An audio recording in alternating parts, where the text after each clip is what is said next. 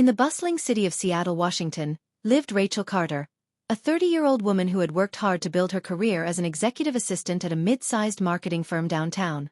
Rachel had always been someone who thrived under pressure, but the fast pace of the corporate world had a way of wearing her down. Seattle was a city that demanded energy. Between the endless drizzle of rain, the traffic-filled commutes, and the constant race of deadlines, Rachel often felt as though she was chasing after time itself. Yet despite the challenges, she was proud of what she had achieved. Her boss, Jonathan Hayes, was a respected figure in the industry, a man who had built the company from the ground up, and someone whose standards were as high as the glass towers that dotted the city skyline. Rachel had learned to match his expectations with diligence and precision, and though their relationship was strictly professional, she had earned his trust over the years. Everything changed one summer afternoon when Rachel learned that Jonathan's son, Ethan Hayes, would be joining the company as part of a management training program. Ethan was 26, fresh out of business school, and eager to prove himself in his father's world. From the moment he arrived, Ethan was different from his father. Where Jonathan was stern and measured, Ethan was lively, outgoing, and full of charm. He had the kind of personality that seemed to fill a room, and his confidence, though sometimes bordering on arrogance, made him the center of attention. At first, Rachel dismissed him as just another privileged young man sliding into a role because of family connections. But as the days turned into weeks, she began to notice that Ethan worked harder than she had expected. He stayed late, asked her endless questions, and seemed determined to understand every detail of the business. More than once, he leaned heavily on Rachel for help, and while she didn't mind mentoring him, she quickly realized that Ethan's presence was becoming constant. He stopped by her desk with questions that sometimes didn't matter, invited her on coffee breaks she hadn't planned for, and walked her to her car after long days. His persistence was both flattering and overwhelming, and Rachel, who valued her space and professionalism, wasn't sure how to handle it. One Friday evening, when the office was nearly empty, Rachel was finishing up reports under the glow of her desk lamp. The building was quiet, the usual hum of phones and chatter gone, when Ethan appeared at her desk with that familiar grin. "You're always the last one here," he teased, leaning casually against the edge of her desk. "Don't you ever get tired?" Rachel chuckled softly, brushing a strand of hair from her face. "Of course I do.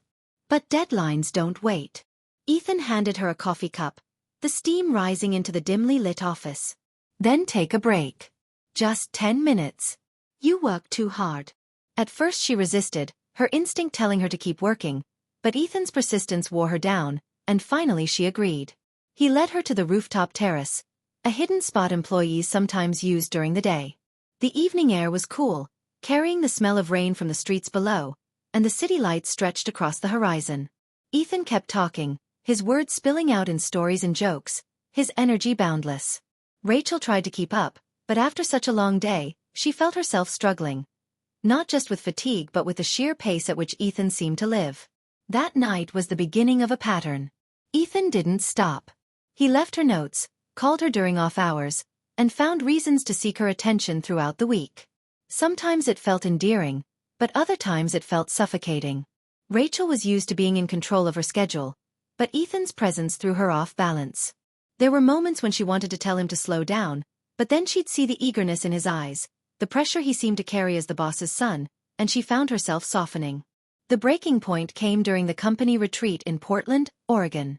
The team had gathered for a weekend of workshops and networking, and Ethan, once again, was never far from Rachel's side. During a group hike through the lush Oregon forest, the team moved quickly along the trail. Ethan, with his boundless energy, set a fast pace, encouraging Rachel to keep up. She tried, but her breaths grew shallow, her legs heavier with each step. She pushed forward, not wanting to fall behind, until finally she stopped, holding up a hand. "Ethan, please," she said, her voice strained. "I need a break. You can't just keep pushing me like this. I'm out of breath." The words hung in the air, sharper than she had intended, and for the first time since she had known him, Ethan froze. His smile faded, replaced with something softer. Guilt, humility, and genuine concern. He stepped closer, his tone quiet.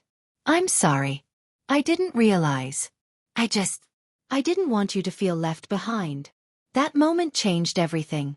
Rachel saw past the charm and persistence to the young man beneath, the son who was desperate to prove himself, not just to his father but to everyone around him.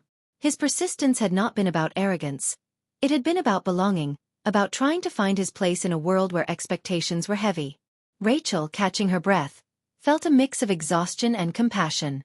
Over the rest of the retreat, Ethan gave her space, listening more, respecting her boundaries, and showing a side of himself that was thoughtful and humble.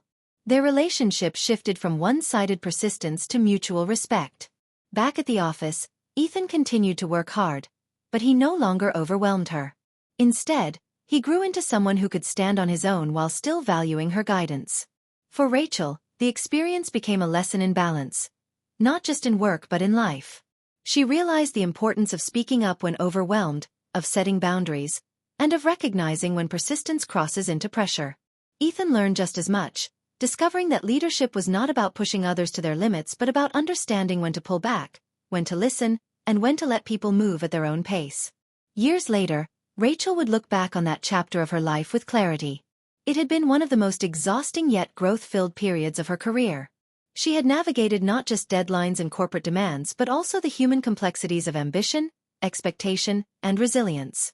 The story that had begun with exhaustion ended in understanding, and though she had been out of breath, she had found her voice.